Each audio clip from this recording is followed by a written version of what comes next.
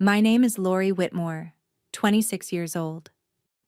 The second I warned my family that my sister's fiancé was a dangerous con man, they threw me out of her wedding, blocked my number, and told the entire family I was a jealous, unstable liar having a breakdown. My mother looked at me with pure disgust and said, "Claire deserves a real life. You're just a bitter failure who's never achieved anything. Stop trying to destroy your sister out of envy." My father added coldly, "We're done with your toxicity. Don't show your face at the wedding." I didn't scream. I didn't beg. I didn't say another word. Because on March 14th, 2026, when those chapel doors opened, the truth I had been carrying for 8 months walked in with me. And everything my family thought they knew about my sister's perfect man shattered in front of 200 guests. Before I tell you what actually walked through those doors and destroyed my sister's perfect wedding, please take a moment to like this video and subscribe if you're loving this story so far. Drop a comment and tell me, where are you watching from right now? And have you ever been called the problem child in your own family? I read every single comment. Now, let me take you back. It started in April 2020. I was 20 years old, junior year at Portland State University. My roommate Juliet showed up at our apartment one night with a black eye and a story about walking into a door. I'd been working part-time at a women's shelter, just volunteer work, nothing serious. But I recognized the signs. The way she flinched when her phone rang. The way she apologized for everything, even existing. Her boyfriend Trevor was a law student, charismatic, from a good family. The kind of guy who knew exactly how to hurt someone without leaving marks anyone would believe. When Trevor escalated to choking, I helped Juliet pack in the middle of the night. Drove her to Safe Harbor Shelter myself. Stayed with her during intake. Missed my midterms. My GPA dropped below 2.0. Academic suspension. My parents' response? "You're being dramatic, Lorrie. This isn't your problem." But it was my problem. Because Trevor hired a lawyer, expensive one, and the charges got dropped. And because that lawyer was exactly the type Claire would become. My sister Claire, 3 years older, Georgetown Law, top 10% of her class, graduated May 2019 with every door open. Corporate lawyer at a Portland firm, pulling in $185,000 a year by the time she was 27. Everything I wasn't. Everything I'd never be. I remember the family dinner in November 2024. I was 24 then, still trying to figure out my life. Claire was radiant, talking about some legal conference she'd attended in Seattle. Mom hung on every word. "And what about you, Lorrie?" Patricia asked, my mother's voice carrying that edge I knew too well. "Still at that shelter place?" "Safe Harbor," I said. "Yes, Mom. Still helping people." "When will you finish your degree?" Dad, Thomas, didn't even look up from his plate. "You're 24. Claire passed the bar at 22. Claire shifted uncomfortably. "Dad, that's not fair." "It's reality, sweetheart. Lorrie made her choices." I looked at the wall behind Dad. Claire's Georgetown diploma, professionally framed. Next to it, an empty space where mine would have been. Mom dusted Claire's frame religiously, never touched the empty spot. But that night, Claire mentioned something that stuck with me. "I met someone at the conference, Nathan Reed, real estate development. He asked for my number." I felt something then. Not jealousy. Just unease. The kind you can't explain. I didn't know then that my failure would be the only thing that could save my family. That dropping out to help Juliet wasn't me giving up. It was me learning to see what others missed. I went back to Safe Harbor as a volunteer in 2022. By September 2024, they hired me full-time, social worker, intake coordinator, $44,500 a year. Mom called it charity work, not a career. But my supervisor Heidi saw something else. "You see patterns other advocates miss," Heidi told me one afternoon. We were reviewing case files. "Women who seem fine but aren't. Men who seem charming but aren't. That's not luck, Lorrie. That's skill. I just pay attention. Most people don't. That's what makes you good at this." My desk had 17 thank you cards from former clients, women who'd rebuilt their lives, women who'd believed no one would help them. One card from 2023 read, "You believed me when no one else would. You saved my life." AR. I kept every card. They mattered more than any diploma ever would. By December 2024, Claire was seriously dating Nathan. He started showing up to family dinners.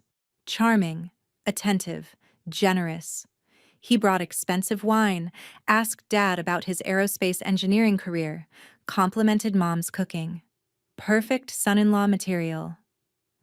"Claire talks about your Boeing projects," Nathan said to Dad one evening, smile easy.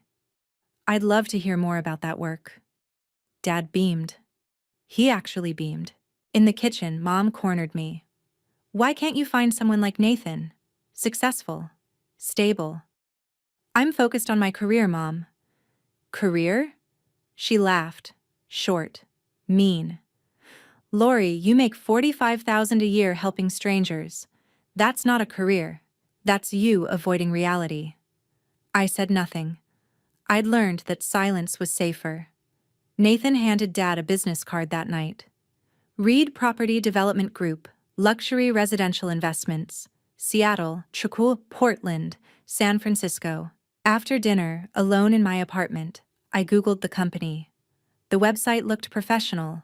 Stock photos, vague language about premium developments and exclusive partnerships. No actual project addresses, no client testimonials, no team photos. I felt that unease again. Dismissed it. Rich people's websites always look like that, didn't they? Polished and empty. I shouldn't have dismissed it. What I didn't know, what none of us knew, was that between November 2024 and March 2025, Nathan was living two lives. Monday through Thursday, Seattle with a wife and a 7-year-old son. Friday through Sunday, Portland with my sister. Business trips to Portland were really dates with Claire. Late nights at the office were hotel rooms paid for with his wife's credit cards. He didn't choose between them. He just chose to lie to both until March 2025, when he made his choice. He told his wife Amanda he was going to the store, took nothing, returned never. He'd already moved everything that mattered to Portland. That was the day he picked Claire, and that was the day Amanda's nightmare began. July 11th, 2025. Friday, 3:17 p.m. The woman who walked into Safe Harbor that afternoon was everything I didn't expect. Well-dressed. Professional. Teacher's ID badge from Roosevelt Elementary in Seattle visible on her purse. This was someone who had her life together. Someone who didn't fit the stereotype of shelter client. But I'd learned long ago that abuse doesn't check credentials. Her name was Amanda Reed, 32 years old. The bruise on her left cheek was 8 days old, yellow-green stage. She held her 6-year-old son's hand like a lifeline. The boy, Jake, clutched a stuffed dinosaur named Rex and wouldn't make eye contact. "I don't know if Amanda hesitated in my doorway. "I have a job. A house. I'm not homeless. I don't know if this is the right place." "Abuse doesn't care about your job title, Amanda." I pulled out a chair for her. "You're exactly where you need to be. Let's talk about what happened." While Amanda filled out intake paperwork, I sat with Jake, offered him a coloring book and crayons. He took them silently, started coloring. Only black, gray, dark blue. No bright colors. I'd been trained to recognize this. Childhood trauma doesn't announce itself. It whispers in color choices and silence. Amanda's story came out slowly, Married June 2016. Jake born 2018. Happy early years? Or so she thought. Nathan's work required travel. Now she understood what that travel really was. Controlling behavior started 2022. First violence, November 2024. He pushed her into a wall. She tried to file a restraining order. Judge denied it. Insufficient evidence of ongoing threat. Nathan promised counseling, got worse instead. Then, March 12th, 2025. Wednesday morning. Jake eating cereal. Nathan kissed Amanda's forehead, said, "I'll be back in 20 minutes." Walked out to get milk from QFC. Never came back. "When did you realize he wasn't coming back?" I asked. "Thursday." Her voice was hollow. When I checked our bank account, $73,500, gone. Transferred between Tuesday night and Wednesday morning while I was sleeping. She showed me the bank statement on her phone. Multiple withdrawals, March 10th through 12th. All to investment account, Reed Capital LLC. She'd thought it was Nathan's business. It was his escape fund. "The police said he's an adult," Amanda continued. "He can leave if he wants. This is a civil matter. No investigation." I documented everything. Took photos of the bruises. Logged her story into our case management system. And when she pulled out a photo of Nathan, professional headshot style, navy blazer, expensive watch, that easy smile, I studied it carefully. Didn't recognize him. Seattle was 3 hours away. Our worlds didn't overlap. I entered him into our informal database. Photos and names of clients' abusers shared across the shelter network. Nathan James Reed, DOB June 12, 1991, last seen, Seattle, WA, March 2025. Pattern: financial abuse, DV, abandonment with minor child. Alert if contact. "If you ever see him," Amanda said, crying now, "if any woman mentions him, please warn her. Please. I'll keep it on file, and I'll flag it across our network." I had no idea that 3 days later everything would change. While I helped Amanda settle into room 12, Jake drew a picture at the table. Large man figure, small woman figure, tiny child. All separated by thick black walls.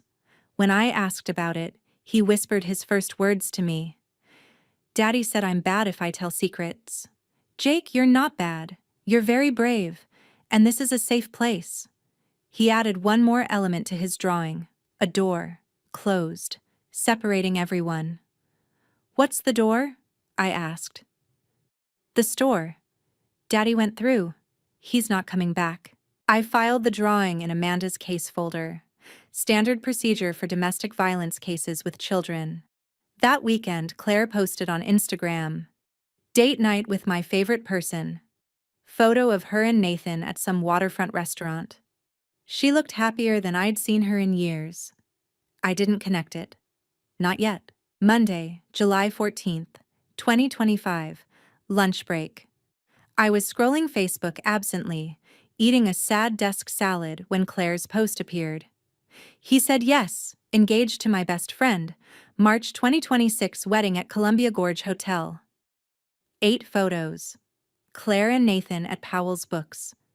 Kissing at the waterfront. Close-up of her ring.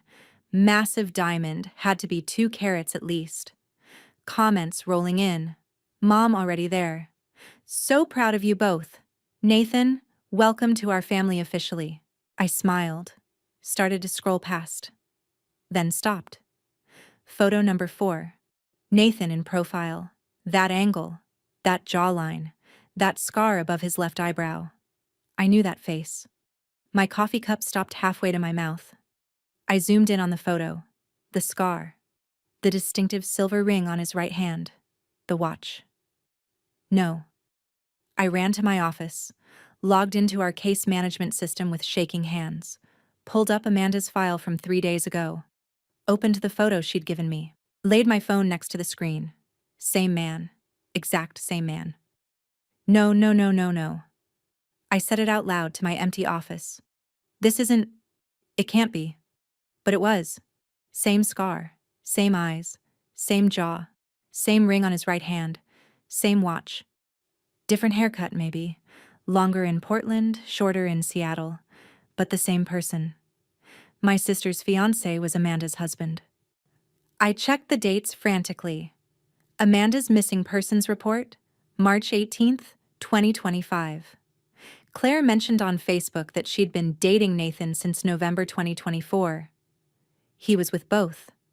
At the same time, for 4 months, he juggled 2 families 3 hours apart. I pulled up public records. Marriage license, Nathan J. Reed plus Amanda G. Reed, King County, Washington, June 30th, 2016. Status, active, no divorce filing, not in King County, not in any Washington county. I checked Claire's engagement announcement details. Full name listed, Nathan James Reed, 34, of Portland. Same person, legally married, planning a second wedding. Lorrie? Heidi walked past. You okay? You look like you've seen a ghost. I think I just found one. Found what? My sister's fiancé. He's married. To my client. Who's been here since Friday. Heidi's face went pale. Are you certain? I showed her the photos. Side by side. No doubt possible. Jesus Christ, Heidi whispered. Does your sister know? No. I stared at the screen. And she won't believe me when I tell her. I tried everything. I want you to understand that. I tried every right way before I chose the nuclear option. July 16th, 2 days after I discovered the truth. I asked Claire to meet me for coffee. Just us. No family, no Nathan. I need to tell you something about Nathan, I said carefully. We were in a quiet corner of a coffee shop. He's married, currently, legally married, to a woman in Seattle. They have a 7-year-old son. Claire laughed. Actually laughed. What? Lorrie, that's insane. Where is this coming from? A woman came to my shelter last week. Her husband abandoned her in March. His name is Nathan Reed. Claire, I saw his photo. It's him. The laughter stopped. You're serious. You actually think... Lorrie, Nathan told me about his ex. They separated years ago. The divorce just hasn't been finalized. There's no divorce filing. I checked public records. They're still married. Because she won't sign. He told me she's dragging her feet. This is exactly what he warned me about, that she might try to interfere. Claire. She filed a restraining order. Claire stood up. I'm not doing this. You're jealous. You've always been jealous. And now you're using your job to sabotage me. I'm leaving. Claire, please, just look at the marriage certificate. She didn't stop. Didn't turn around. Just called over her shoulder. Get help, Lorrie. Seriously. I sat there with 2 untouched lattes getting cold. July 23rd. I tried with my parents. Claire refused to come to this meeting. I brought printouts. Marriage certificate, missing persons report. Mom and Dad were skeptical but willing to listen. Until Mom called Nathan and put him on speaker. I'm so sorry Lorrie brought this to you, Nathan said. His voice was calm, smooth, understanding. My ex-wife Amanda has been struggling with mental health issues since our separation in 2020. I've tried to help her, but she's become fixated. The marriage certificate is real.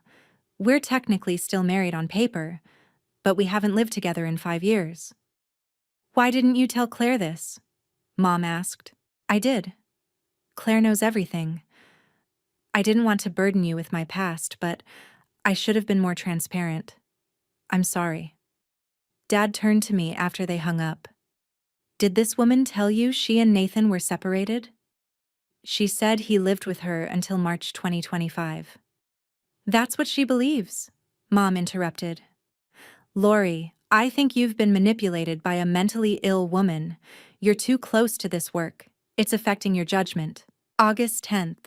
I emailed detailed evidence. Photos, Bank statements from Amanda showing the joint account active through March 2025. Jake's school records listing Nathan as an active parent. Nathan responded to the family with his own evidence. Fake separation agreement from 2020. Fake letters from a Seattle therapist about Amanda's delusional attachment. Fake letters from a lawyer about a pending divorce Amanda refuses to sign. All forged. All professional looking. All believed. Claire forwarded his email to me with one line. "This is why I don't trust you anymore." September 14th. I was invited to a Clear the Air family dinner. Nathan was there. First time I'd met him face to face since discovering who he really was. I brought Amanda's written statement. Nathan had an answer for everything. Why were you paying rent on a Seattle apartment until March 2025 if you separated in 2020? I was helping Amanda financially, paying her rent. It was the right thing to do. Your name was on the lease, as co-tenant. Because her credit was bad, I co-signed to help her. Dad looked at me. He has an answer for everything, Lorrie. You have to admit it makes sense. Or he's prepared for this, I said. Dad, please. Claire erupted. Enough! I'm marrying Nathan in 6 weeks. If you can't be supportive, don't come. Across the table, Nathan and I made eye contact. His eyes were cold, calculating. Mine must have shown what I knew. I know what you are. As others cleared the table, Nathan leaned close. Quiet. Just for me. You should drop this. For your own good. Not a threat. A warning. October 5th. Claire announced the wedding was postponed.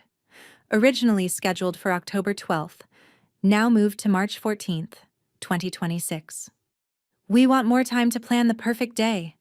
Spring at Columbia Gorge will be beautiful. I knew why. Nathan needed more time. Time to solidify his position. Time to access more money. Time to make sure I was completely discredited before the wedding. And he got that time.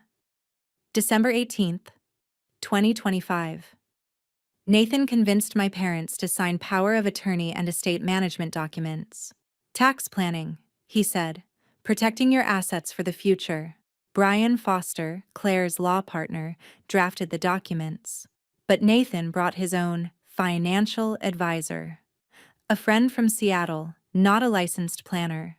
They walked Mom and Dad through paperwork that gave Nathan legal authority to manage $2,837,000 in assets. I wasn't invited to this meeting. Found out from Grandma Victoria, who heard from Mom. Your parents signed something, Victoria told me over the phone. Financial papers, with Nathan. What kind of papers? Power of attorney, Patricia said. For estate planning. They're so proud. Nathan cares about their future. Lorrie, I have a bad feeling. Did they have their own lawyer review it? Nathan brought someone. Patricia said he was very professional.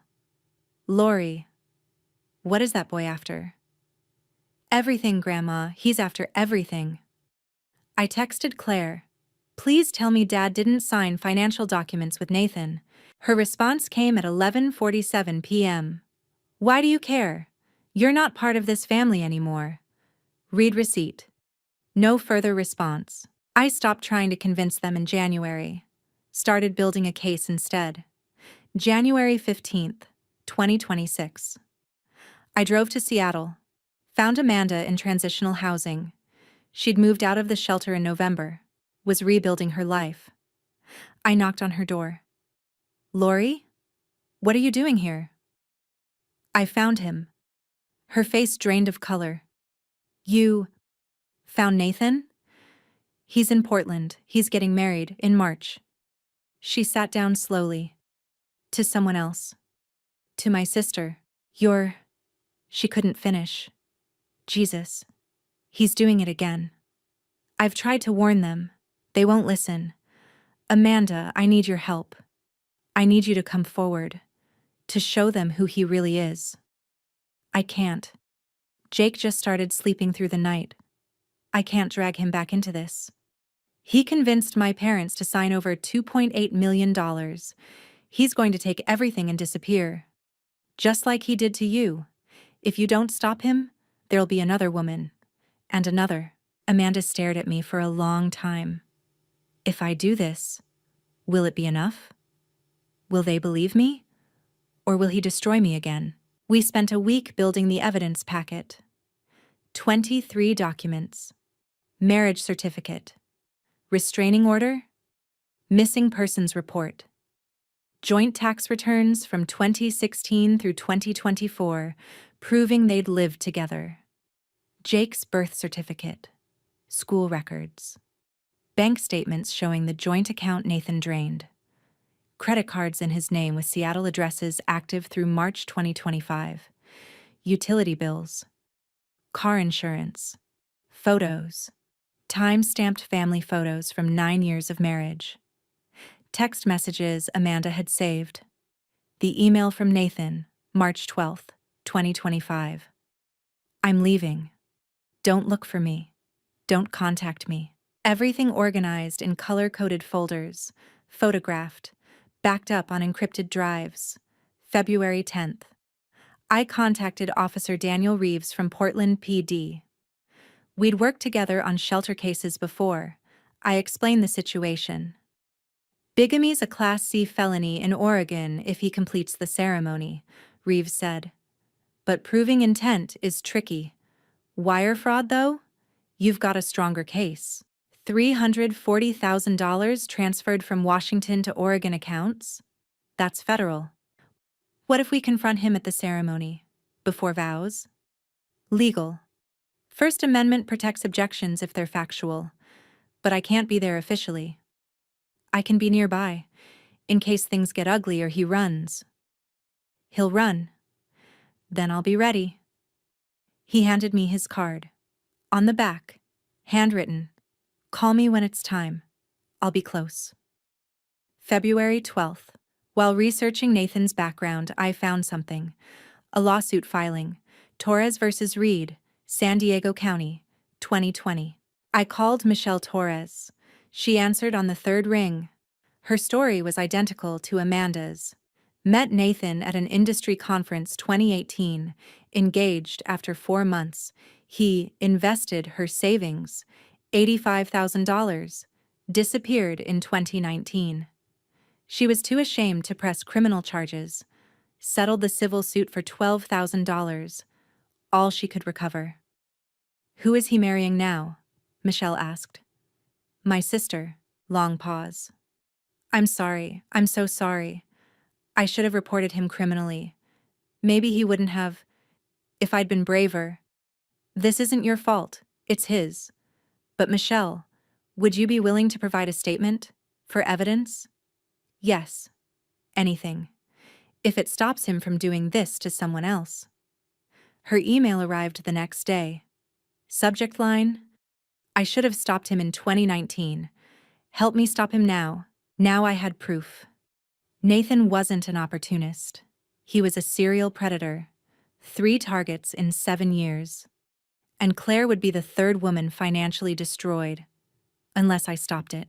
February 20th. Amanda and I finalized the plan. She'd drive to Portland the morning of March 14th. Bring Jake. Visual proof. Harder to dismiss a child. Bring the evidence folder. Arrive at Columbia Gorge Hotel by 1 p.m. Wait in the car until the ceremony started. Enter during the speak now or forever, hold your peace moment. Officer Reeves would be parked nearby, on call. Hotel security would be warned there might be a disruption.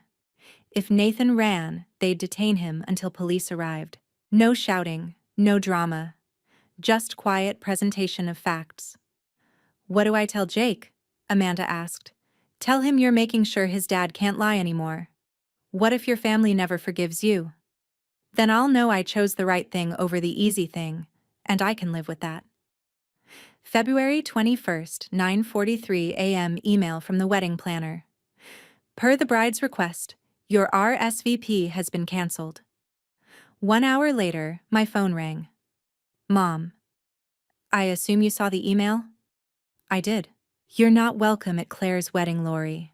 This is final. Mom, I'm trying to protect her. No, you're trying to destroy her happiness because you can't stand to see her succeed where you've failed. You've always been jealous of Claire. Always. But this? Using your work to fabricate evidence against her fiancé? That's a new low. I didn't fabricate anything. Nathan is a good man who loves your sister. And you're a bitter, jealous failure who can't accept that. Don't call this number again. She hung up. Call duration, 47 seconds. I tried to call back. Number blocked. I tried Claire's phone. Blocked. I tried Dad's phone. Blocked. In 47 seconds, I lost access to my entire family. Later that day, I watched the family group text thread. I hadn't been removed from it yet. 73 messages about me, about my breakdown, about my instability, about how they needed to focus on positive things.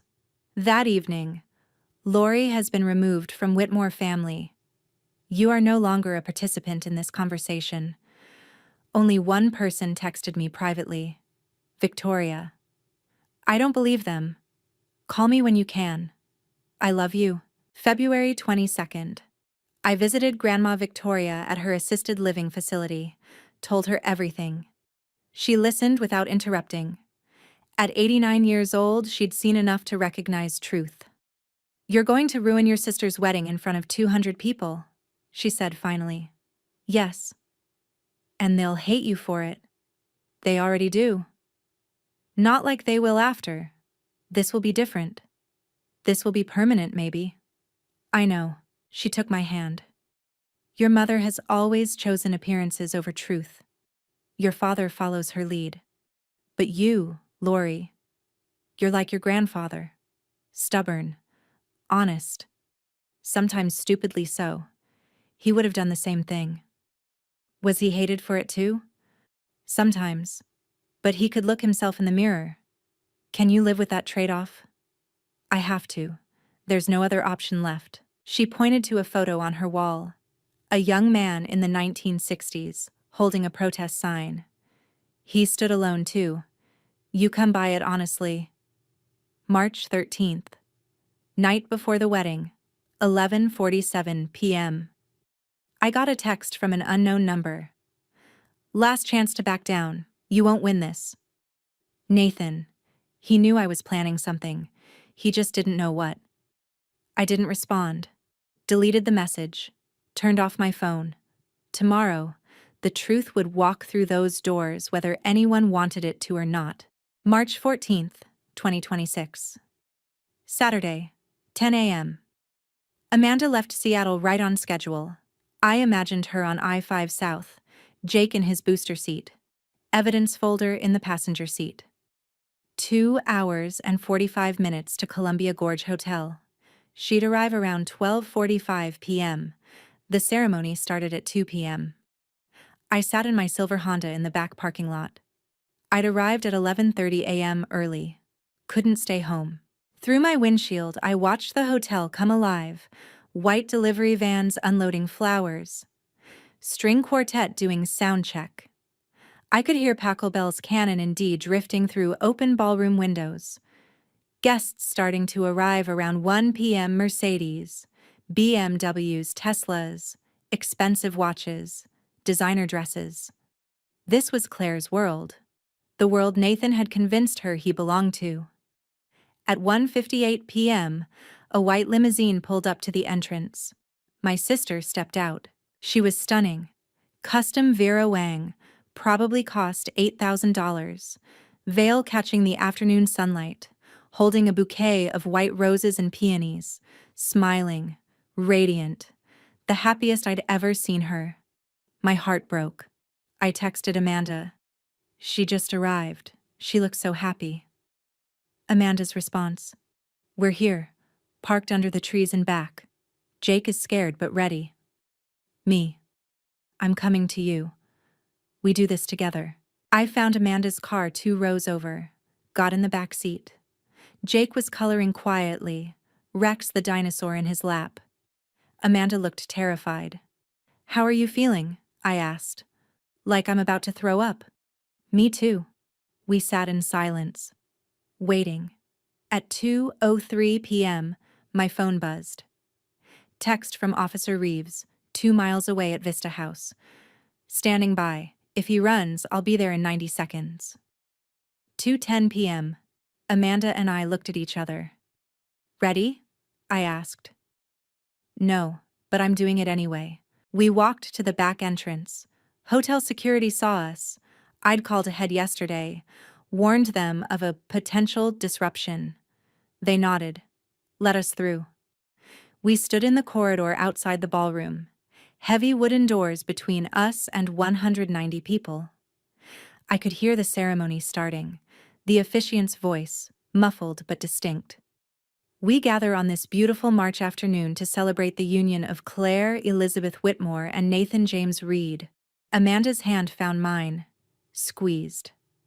Claire specifically requested the traditional Episcopal ceremony, the officiant continued, unchanged since its creation. We honor that tradition today. I knew what was coming. Claire had insisted on the full traditional ceremony, including the part most modern couples skip. Before we proceed to the vows, I must ask, if anyone here knows of any legal reason why these two should not be joined in marriage, speak now, or forever hold your peace. 1 second of silence. 2 seconds. 3 seconds. 4 seconds. I pushed open the doors. Sunlight flooded the corridor as we stepped into the ballroom. 190 heads turned simultaneously. The string quartet stopped mid-note. Amanda walked down the aisle. Calm, deliberate. Jake's hand in hers. Evidence folder in her other hand. I walked behind them. United front. Excuse me. The ceremony has begun. Mom stood confused. Then she saw me. Lorrie. Amanda's voice carried clear across the ballroom. My name is Amanda Reed, and I have a reason why these two cannot be legally married. Dead silence. Claire stared at Amanda, then at Nathan. Who is this? Nathan's face, for the first time since I'd known him, showed pure panic. Color draining. Claire, this is a misunderstanding. I can explain. No, Nathan. Amanda's voice was steel. You can't. I stepped forward, stood beside Amanda, faced my family. Claire, I said quietly, I'm sorry, but you need to hear this. Mom's voice shook. What have you done? I didn't answer her, looked only at my sister.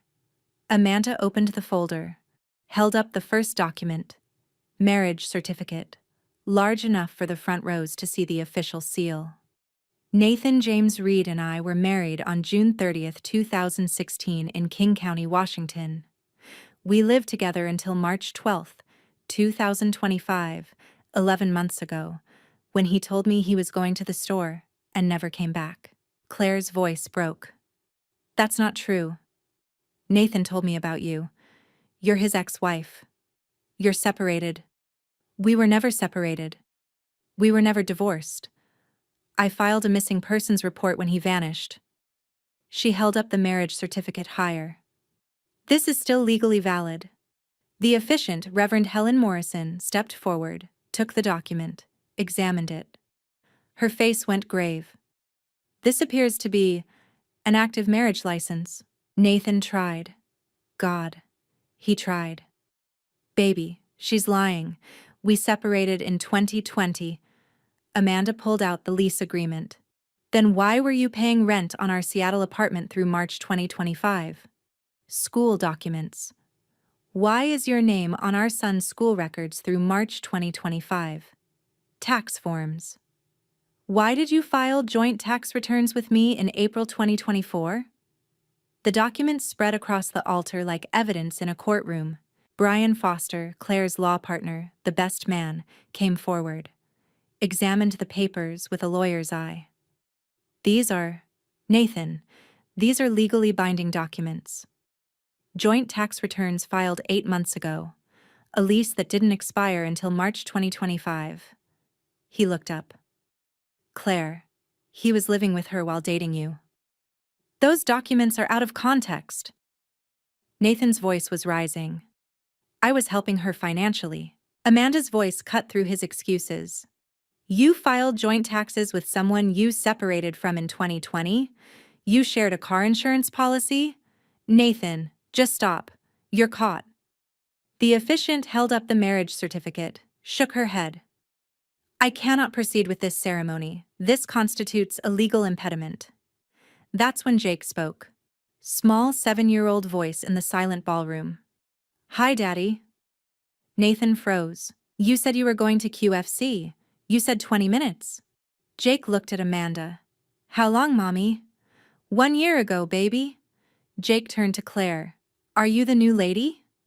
Claire couldn't speak, just nodded, tears streaming. He told Mommy he loved her too. Then he left. Is he gonna leave you too? I heard women crying in the audience. This wasn't adult drama anymore. This was a child's trauma, spoken in a voice too young to lie. Dad stood. His voice shook with rage. You have a son, a 7-year-old son. And you were going to marry my daughter without telling us? Brian Foster was on his phone. His face went white. He pulled Dad aside, showed him the screen. I couldn't hear what Brian said, but I saw Dad's expression. Shock. Then fury. How much of our money did you take? Dad's voice carried across the room. Nathan backed away. That was an investment we discussed. You discussed a tech fund. Brian held up his phone. I just checked your account, Tom. Nathan transferred $340,000 out on March 9th to an LLC in the Cayman Islands. Reed Capital Management. He set it up in February. Mom's hand went to her mouth. You were going to steal from us? Nathan looked at the exits. Hotel security was already there, positioned exactly where I'd asked them to be. He bolted anyway, made it 3 steps before security blocked him. Sir, please remain here. He tried the other door. Second guard, trapped. I don't have to stay here. Panic in his voice now. Real panic. I haven't done anything illegal. I pulled out my phone, called Officer Reeves. We need you now. Nathan turned on me. Vicious. This is your fault. You poisoned them against me. I just brought the truth, I said calmly. You poisoned yourself. Reeves's voice on speaker. On my way. 2 minutes. Keep him there. Claire screamed, raw, broken. Get out! Get out! Get out! Get out of my sight!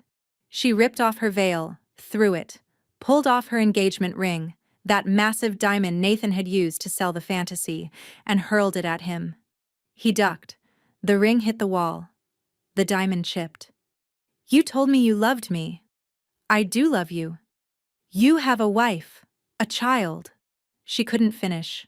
Sobbing, hyperventilating, she turned on me.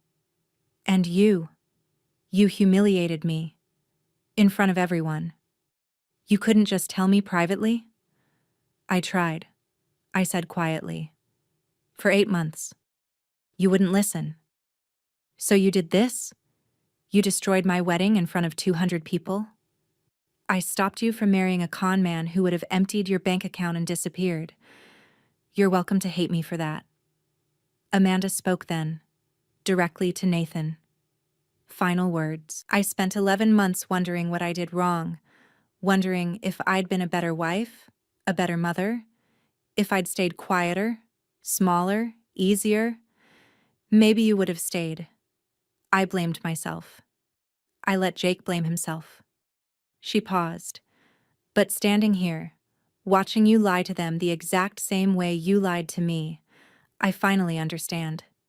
It was never about us. It was never about Claire. It's about you. You're empty. And you fill that emptiness with other people's trust until you drain them dry. Nathan tried to interrupt. Amanda held up her hand. You're not a husband. You're not a father. You're not even a very good con man. You got caught. Are you done? Yes, Nathan. I am. I'm done with you. Forever. She removed her wedding ring, the one she'd been wearing this whole time, dropped it on the floor, didn't look back. To Claire, she said softly, "I'm sorry this happened to you. I know what it feels like, but I promise you, life gets better once he's gone. It's hard, but it's better." The doors opened. Officer Daniel Reeves walked in. Uniform, professional, calm. "Mr. Reed, I'm Officer Daniel Reeves, Portland PD. You're being detained for questioning regarding allegations of wire fraud, bigamy, and theft. You have the right to remain silent. I'm not saying anything without my lawyer." "That's your right, sir." Hotel security escorted Nathan out. As he passed me, he looked at me one last time. Pure hatred. I met his eyes. Didn't flinch. The doors closed. 190 people in a ballroom. No wedding. No groom. Just the wreckage of a beautiful lie. Reverend Morrison spoke quietly. "I'm afraid the ceremony cannot proceed. I'm so sorry." Guests started leaving. Awkward. Whispering. Many had their phones out. Recording. Posting. The wedding cake sat untouched in the corner. 3 tiers. Monogram C and N in gold fondant. Monument to a lie. I started toward Claire. "Claire, She turned. Venom in her eyes. Don't come near me. Don't speak to me. You did this. You destroyed this. Get out." "Okay," I said quietly. I walked out alone. I sat in my car in the parking lot and watched them leave. Guest after guest, streaming out of the hotel. Some glanced my way. A few pointed. One woman, Claire's friend from college, walked right up to my window. "You should be ashamed," she said. I said nothing. She walked away. By 3 o'clock, the parking lot was nearly empty. I saw the bridesmaids helping Claire to a car. She was still in her wedding dress, still crying. Mom and Dad were with her. None of them looked my way. My phone buzzed. Text from Officer Reeves. "Nathan's at the station. He's lawyered up already, but we've got him on wire fraud at minimum. You did the right thing." I typed back, "Doesn't feel like it." His response, "It never does, but you saved multiple people from this guy." I drove home. My apartment was exactly as I'd left it that morning. Silent, empty. I should have felt victorious. I'd been right. Nathan was exposed. Claire was saved. Instead, I felt hollow. I opened my laptop. Tried to work on case files. Couldn't focus. Made tea. Let it go cold. Sat on the couch staring at nothing. At 9:47 p.m., I texted Victoria. "It's done. Claire hates me. Parents hate me. I was right. It doesn't feel like victory." She responded immediately. "Being right rarely does, honey, but you chose her life over her approval. That's love. Real love." I wrote in my journal. The only place I could be completely honest.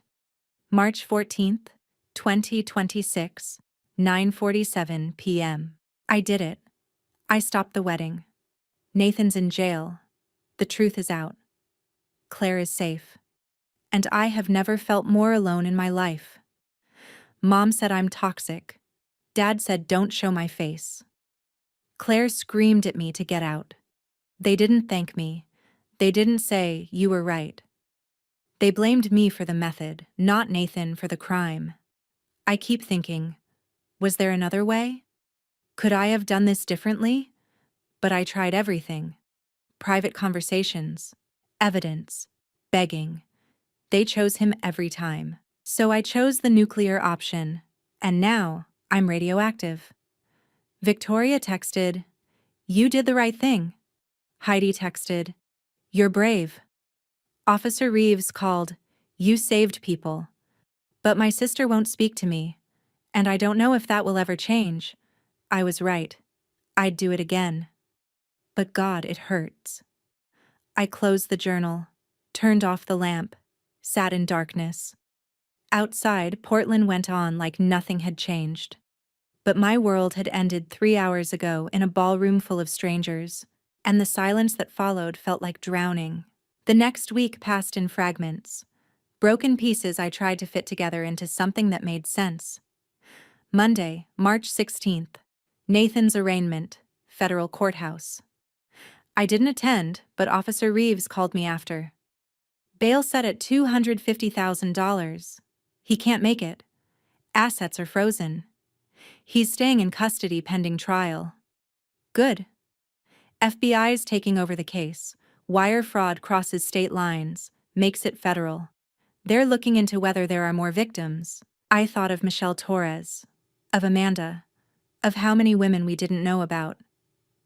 Lorrie, Reeves said. You still there? Yeah, I'm here. The Tribune is running a story tomorrow. About the wedding. About Nathan. Your name might come up. I figured.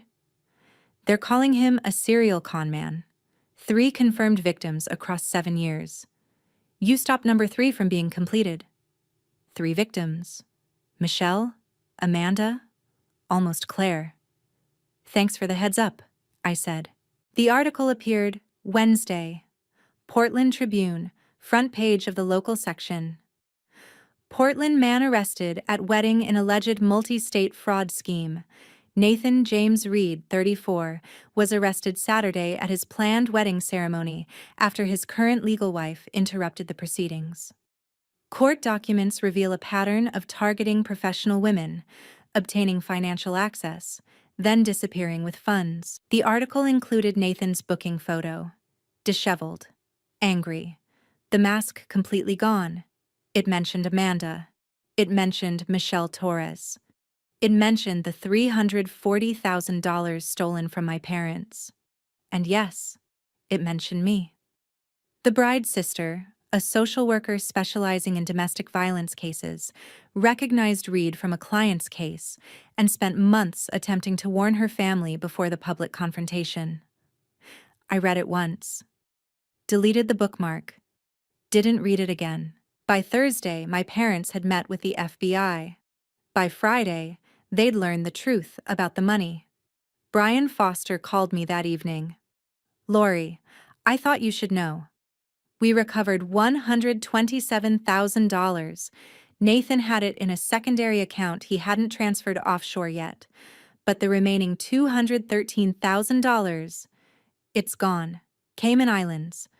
Without Nathan's cooperation, which we won't get, it's effectively unrecoverable.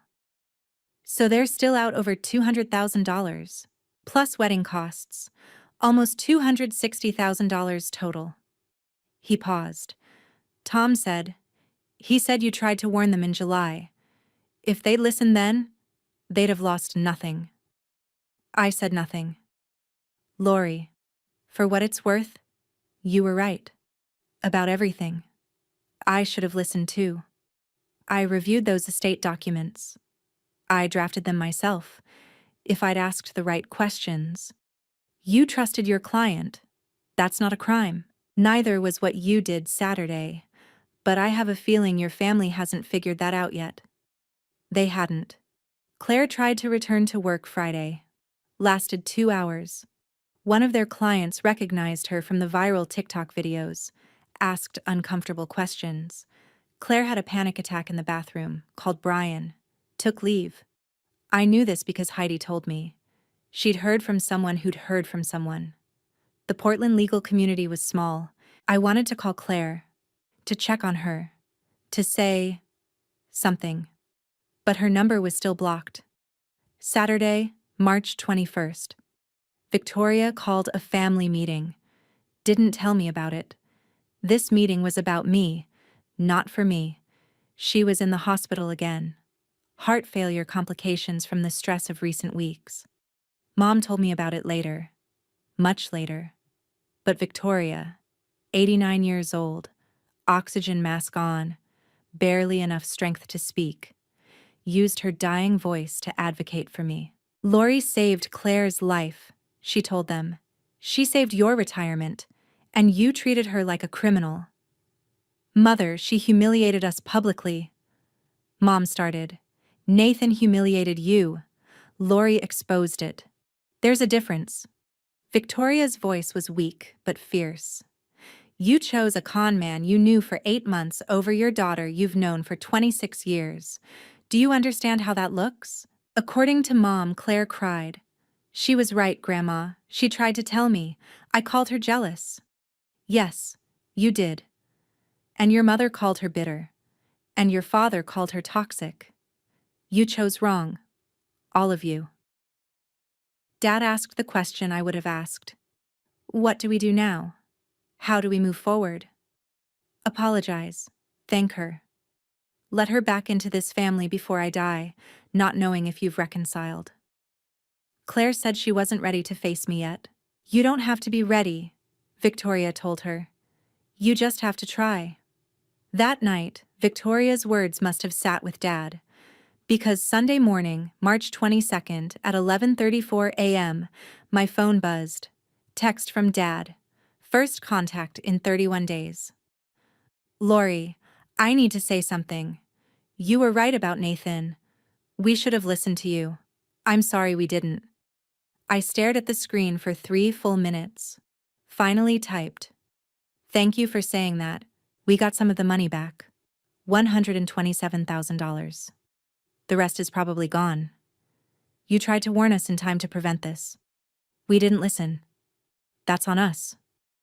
I'm sorry you lost the money. I'm sorry Claire got hurt. I'm sorry it had to be public. Your mother and I need time. Claire needs time. But Victoria's right. We need to try. Can we have coffee next week? I deleted my response 3 times before settling on. Yes, I'd like that. Thursday, 10 a.m. I'll be there. I texted Victoria immediately. Dad reached out, coffee Thursday. Her response, good, it's a start.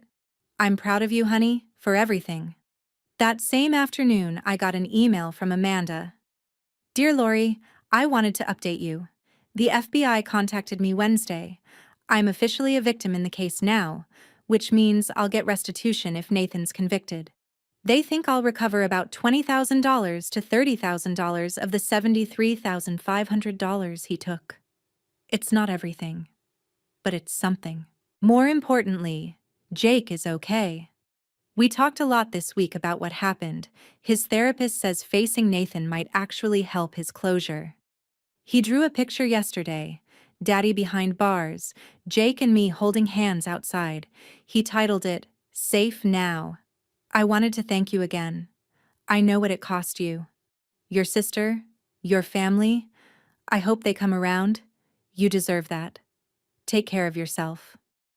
Amanda. She'd attached Jake's drawing. Crude, but clear. A stick figure man behind black bars. 2 figures outside holding hands with a sun in the corner. Healing, visible on paper. I replied, give Jake a high five from me. And Amanda, you're braver than you know. Keep going. Thursday, March 26th, 10 a.m. The same coffee shop where Claire had walked out on me 8 months ago. Dad arrived alone. Mom wasn't ready yet. We ordered. Sat. The silence was awkward. Your mother wanted to come, he said finally. She's processing. I understand. I don't think you do. He looked at me. Really looked at me, maybe for the first time in years. She's ashamed, Lorrie.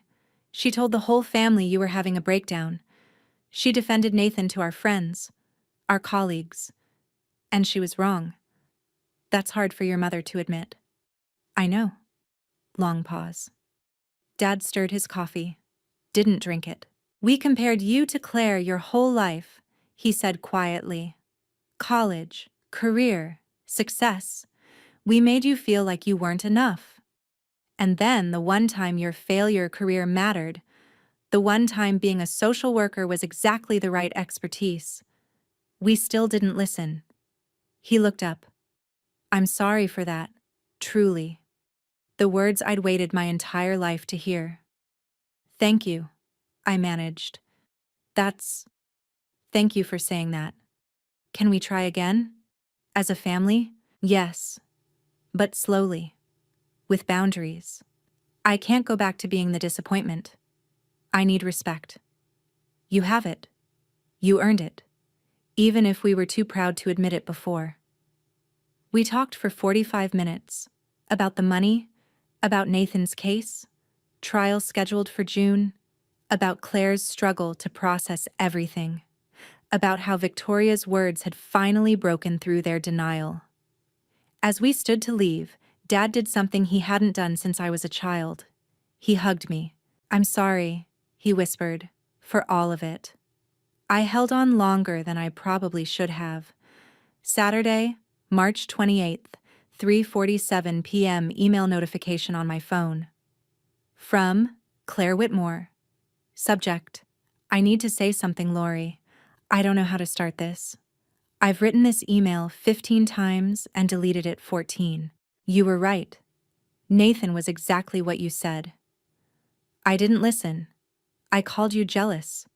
I said you were trying to destroy my happiness. I blocked your number.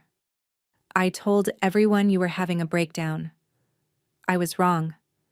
I'm not ready to see you yet. I'm not ready to forgive you for how you did it, even though I understand why you did. But I need you to know. I'm alive because of you. My bank account still has money in it because of you. I'm not married to a con man because of you.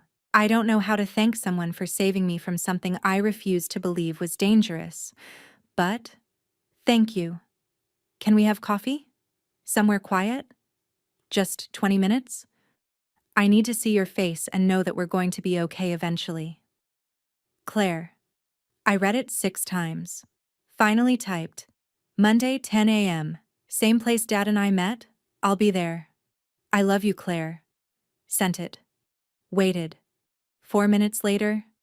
See you Monday. Love you too. Monday, March 30th, 10 a.m. Claire arrived in jeans and a sweatshirt. No makeup. Hair in a ponytail. Exhausted. Nothing like the polished lawyer I knew. We stood, hugged awkwardly, sat. I look terrible, she said. You look like someone who's been through hell. I haven't been sleeping. Every time I close my eyes, I see it. The doors opening. Amanda walking in. Everyone staring. I'm sorry. Don't. She held up her hand. Don't apologize for saving me. I'm angry at how you did it. I'm humiliated. But I'm not angry that you did it. Does that make sense? Yes. I keep thinking, if you hadn't, if I'd married him, if he'd taken everything and left, I'd be Amanda. And you wouldn't be able to say, I told you so because you tried. God, Lorrie, you tried. Her voice broke. I reached across the table. She took my hand. I didn't know what else to do, I said. You wouldn't listen. I know. I'm sorry. I chose him over you.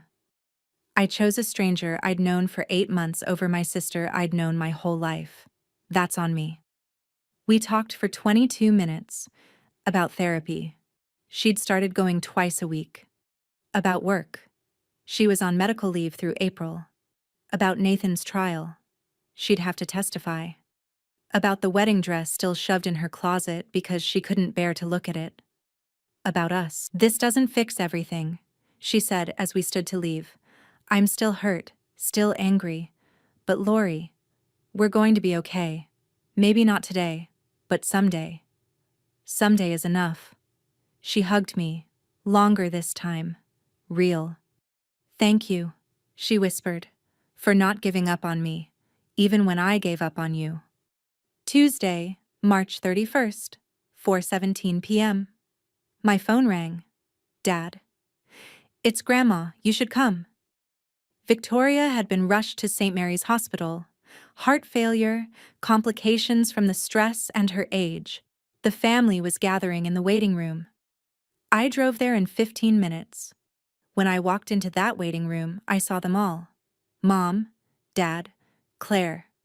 The first time we'd all been in the same room since March 14th. Mom saw me. Lorrie? Mom. Awkward silence. Then, she's been asking for you. She won't rest until she sees you. Can I see her? Mom stepped aside. Go. I walked into Victoria's room. She was small in the hospital bed. Oxygen mask. Monitors beeping. But when she saw me, she smiled. I pulled the mask down gently.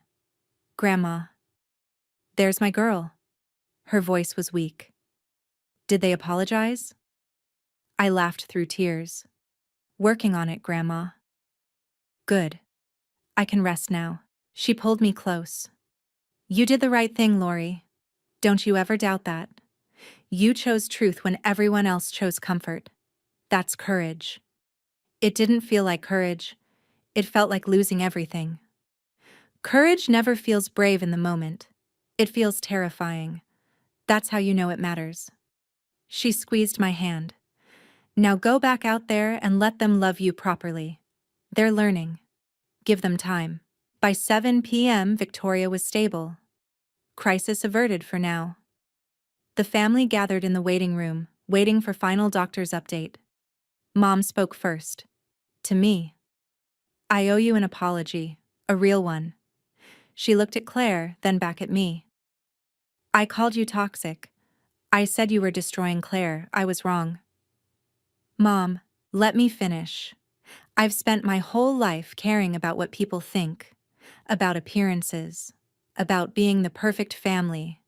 When you tried to tell us about Nathan, all I could think was, what will people say if we cancel the wedding?" I chose reputation over truth. I chose my pride over your judgment. I'm sorry. "Thank you." Claire spoke next. "We all did it. We all chose wrong. But Lorrie, you chose right. Even when it cost you everything. That's courage I don't have." Dad put his arm around my shoulder. "What do we do now? How do we move forward?" I took a breath. Slowly, with honesty, with boundaries. I'm not going back to being the family disappointment. I need respect. I need to be heard. "You have it," Mom said. "You have it," Claire echoed. "You always had it," Dad added. "We just didn't show you." The nurse came out then. "She's asking to see all of you. Together." We stood as a unit, walked to Victoria's room. For the first time in weeks, we were a family. Broken, hurting, but together. Victoria looked at all of us crowded around her bed. Smiled. "There you are, my family, finally acting like one." We stayed with her until visiting hours ended. Until the nurses gently told us we had to go. Until Victoria fell asleep holding all our hands. That night, I wrote my final journal entry for this chapter. March 31st, 2026. 17 days since the wedding. Claire and I had coffee Monday. 22 minutes. We're not okay. But we're trying. Dad apologized last week. Mom apologized tonight. They mean it, I think. Victoria's in the hospital again. Seeing her frail reminded us all. Life's short. Grudges are expensive. Nathan's in jail. Trial in June. I'll testify. Amanda will testify. Michelle Torres will testify. He'll go to prison for what he did. Justice is slow, but it's coming. I got promoted at work today. Heidi called while I was at the hospital. Senior advocate position. Salary increased to $52,000. Small victory. But it's mine. And tonight, for the first time in 17 days, I feel like maybe, just maybe, I didn't lose my family forever. We have coffee scheduled next week. All of us. Family meeting, boundaries to discuss, respect to rebuild. It's not forgiveness. It's not reconciliation. It's the first step. And tonight, that's enough. I closed the journal, looked around my apartment. It felt different somehow. Lighter. My phone buzzed. Text from Claire. "Thank you for today. For being patient with me. I love you." I typed back. "I love you too. Always have. Always will." From the closet, I could see that lavender bridesmaid dress. Tags still on. I'd kept it as a reminder. A wound. But looking at it now, I had a different idea. Tomorrow, I'd donate it to Safe Harbor's professional clothing closet. Someone else could use it. Turn what was meant to exclude me into something that might help someone else. The symbol wasn't needed anymore. Have you ever been right about something? Completely? Provably right? And had everyone you love refuse to believe you? Have you ever watched someone walk toward danger and been powerless to stop them? I've read your comments. Hundreds of you have been there. You've been the one who saw the red flags, who tried to warn someone you loved, who got called jealous, bitter, crazy. And I want you to know, you're not alone.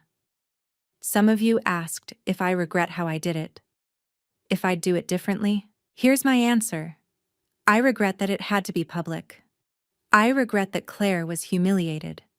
I regret that 190 people watched my sister's world shatter, but I don't regret stopping it. Because 8 months later, here's what I know. Nathan James Reed was sentenced to 4 years in federal prison for wire fraud. The judge called him a serial predator who targeted vulnerable women with precision and malice.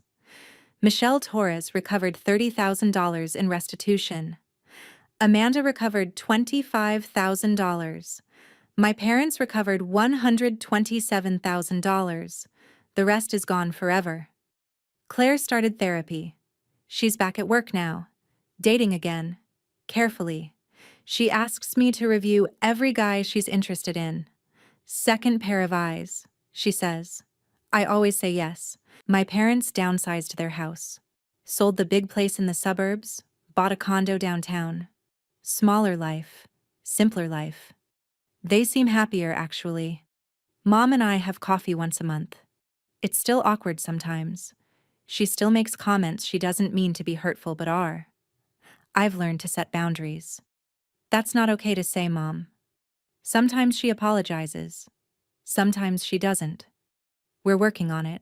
Dad and I are closer than we've ever been. Turns out, shared trauma can build bridges. Who knew? Claire and I have coffee every week. We talk about everything now. Work. Life. The fact that she's seeing a therapist who specializes in trauma from emotional manipulation. The fact that I'm seeing one, too, for the trauma of losing my family and getting them back. Different. We're not the sisters we were before. We're better. More honest. More real. And Victoria? She passed away in her sleep 4 months after the wedding. December 2025. Peacefully. Surrounded by family. The last thing she said to me was, "I'm proud of you, girl. You chose hard, right over easy wrong. That's the only choice that matters." I think about that a lot. I learned something through all of this. Something I want you to understand if you've ever been in my position. You can be right and still pay for it. You can save someone and still lose them. At least for a while. You can do the right thing and watch it cost you everything that mattered. And you do it anyway. Because truth matters more than approval. Because someone's safety matters more than your comfort. Because loving someone sometimes means letting them hate you for saving their life. I'm not a hero. I'm just someone who refused to be silent when silence would have been easier. I'm someone who chose her sister's future over her sister's approval. And I'd do it again. Every time. Without hesitation. Not because it was easy. Because it was right. If you've been there, if you've chosen truth over comfort, boundaries over approval, someone's safety over your own peace, I see you. I believe you. You're not crazy. You're not bitter. You're not jealous. You're brave. And sometimes being brave means being hated for a while. Sometimes it means being alone. Sometimes it means watching the people you saved blame you for the method instead of thanking you for the outcome. But you do it anyway, because you know something they don't yet. Truth doesn't need permission, it just needs a voice. And if no one else will speak it, you will. That's not heroism. That's just knowing your worth. My name is Lorrie Whitmore. I'm 26 years old. I'm a senior advocate at Safe Harbor Shelter. I make $52,000 a year helping women rebuild their lives after violence and manipulation. My mother finally stopped calling it charity work. My father finally stopped comparing me to my sister. And my sister finally said the words I needed to hear. You saved my life. Thank you. It took 8 months, but some things are worth the wait. If this story resonated with you, if it made you think about your own family, your own hard choices, your own worth, leave a comment. Tell your story, because we're not alone in this, even when it feels like we are. And if you want more stories about choosing what's right over what's easy, about setting boundaries with people you love, about knowing your worth even when no one else does, subscribe. Hit that like button. Because I'll keep telling these stories as long as you keep listening. We're building something here. A community of people who refuse to be silent, who choose truth over comfort, who know that being the black sheep doesn't mean you're wrong. It just means you're brave enough to stand alone. Until next time, choose yourself. Set your boundaries. Speak your truth. And never, ever apologize for saving someone who isn't ready to be saved. They'll thank you eventually. And if they don't, you'll still know you did the right thing. That has to be enough.